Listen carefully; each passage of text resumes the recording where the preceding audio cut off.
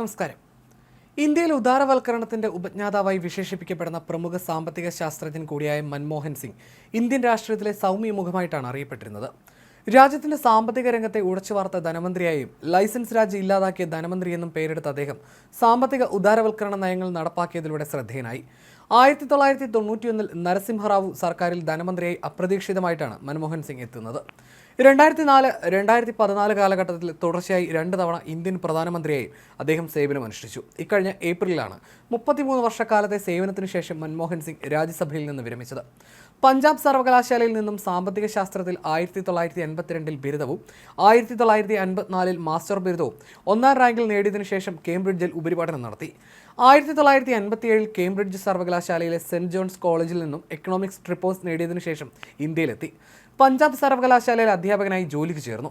1969-71 കാലത്ത് Delhi school of എക്കണോമിക്സിൽ പ്രൊഫസറായി. ഇതേ കാലത്ത് വിദേശ വ്യാപാര മന്ത്രാലയത്തിൽ ഉപദേശകനുമായിരുന്നു. 1972 ധനകാര്യ മന്ത്രാലയത്തിന്റെ മുഖ്യ സാമ്പത്തിക ഉപദേഷ്ടാവായി. 1976 ധനകാര്യ മന്ത്രാലയ സെക്രട്ടറിയായി. 1980-82 കാലഘട്ടത്തിൽ ആസൂത്രണ കമ്മീഷൻ അംഗമായി. 1982 ഇന്ദിരാഗാന്ധി മന്ത്രിസഭയിൽ പ്രണബ് മുഖർജി ധനകാര്യമന്ത്രിയായിരിക്കെ റിസർവ് ബാങ്ക് ഗവർണറായി നിയമനം ലഭിച്ചു. 1985 വരെ റിസർവ് ബാങ്ക് ഗവർണർ സ്ഥാനത്ത് തുടർന്നു.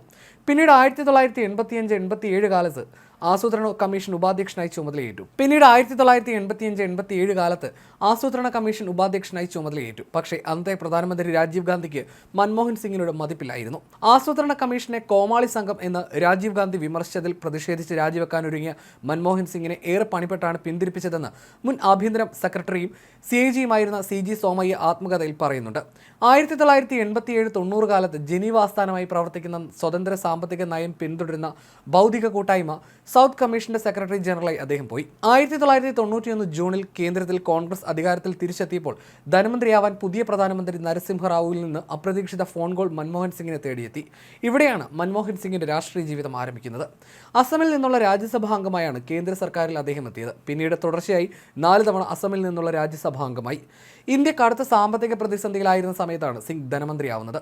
ധനകമ്മി GDP-യുടെ 8.5%, വിദേശ നാണയ കരുതൽ ശേഖരം കഷ്ടിച്ച് 2 ആഴ്ചത്തേക്ക് കൂടി മാത്രം എന്ന സ്ഥിതിയായിരുന്നു അന്ന്. അന്താരാഷ്ട്ര നാണയനിധിയിൽ നിന്ന് വായ്പ എടുക്കാൻ രാജ്യം നിർബന്ധിതമായപ്പോൾ കടുത്ത സാമ്പത്തിക നടപടികളാണ് തിരികെ IMF ആവശ്യപ്പെട്ടത്. ലൈസൻസ് രാജ് നീക്കാനും വിപണി വിദേശ നിക്ഷേപത്തിനായി തുറന്നുകൊടുക്കാനും മൻമോഹൻ സിംഗ് നിർബന്ധിതരായി. ഇറക്കുമതി ചുങ്കം കുറച്ചു. പൊതുമേഖലാ സ്ഥാപനങ്ങളുടെ സ്വകാര്യവൽക്കരണം അടക്കം സാമ്പത്തിക പരിഷ്കാരങ്ങളുടെ മുഖം തിരിച്ച നേതാക്കളോട് പ്രവർത്തിക്കുക അല്ലെങ്കിൽ മരിക്കുക എന്നതായിരുന്നു അദ്ദേഹത്തിന്റെ മറുപടി. അക്കാലത്തെ വാണിജ്യ സഹമന്ത്രി P. ചിദംബരം മൻമോഹൻ സിംഗിനെ ഉപമിച്ചത് ഡെൻ സിയാവോപിങ്ങിനോടായിരുന്നു. 1992-93 കാലത്ത് ഇന്ത്യയുടെ GDP വളർച്ചാ നിരക്ക് 5.1%-ലേക്കും 1993-94 കാലത്തെ വളർച്ചാ നിരക്ക് 7.3%-ലേക്കും ഉയർന്നു.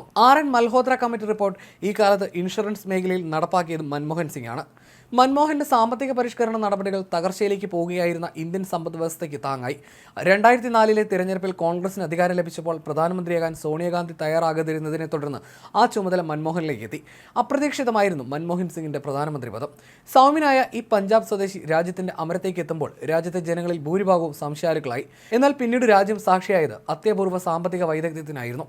പിന്നീട് ഇഴഞ്ഞു നീങ്ങിയ രാജ്യത്തിന്റെ സമ്പദ് വ്യവസ്ഥയെ ആഗോള മത്സര രംഗത്തേക്ക് തുറന്നുവിടുകയും സമ്പൂർണ്ണ മാറ്റങ്ങൾക്ക് വഴിയൊരുക്കുകയും ചെയ്ത ഇന്ത്യയിലെ എക്കാലത്തെയും പ്രമുഖ സാമ്പത്തിക വിദഗ്ധനായി ഡോക്ടർ മൻമോഹൻ സിംഗ് മാറി.